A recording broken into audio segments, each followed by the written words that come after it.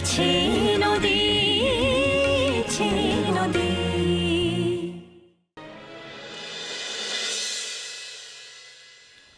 এটা কিন্তু ঠিক হচ্ছে না।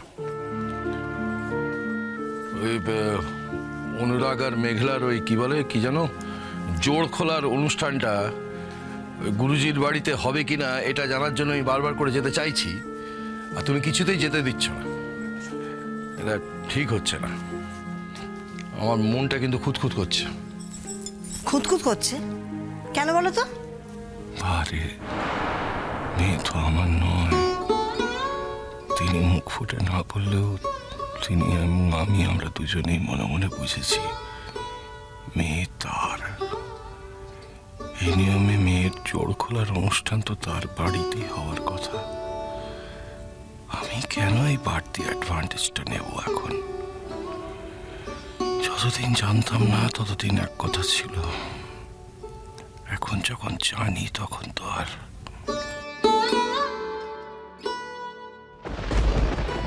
কি হলো, চুপ করে আছো কেন? বলবে তো? না না, এটা তো সামান্য কথা আমি তোমাকে বলেছি, এতে তো ভাববার কি আছে? হ্যাঁ সামান্য কথাই।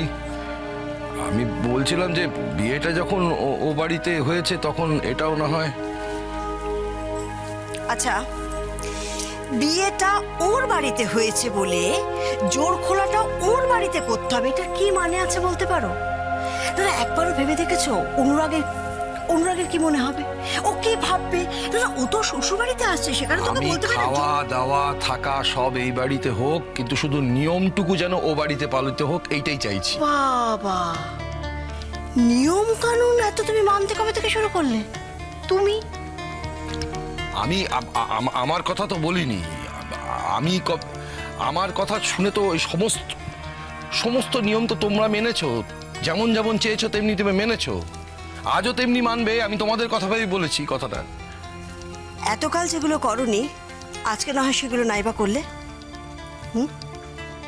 আচ্ছা ঠিক আছে ঠিক আছে, আমি কথা বলি ঝামেলা হচ্ছে, ছেড়ে দাও। না না না, কথা বললে তুমি ঝামেলা হচ্ছে না। আমি দেখতে পাচ্ছি কদিন যাবত তোমার মধ্যে অদ্ভুত একটা পরিবর্তন এসছে।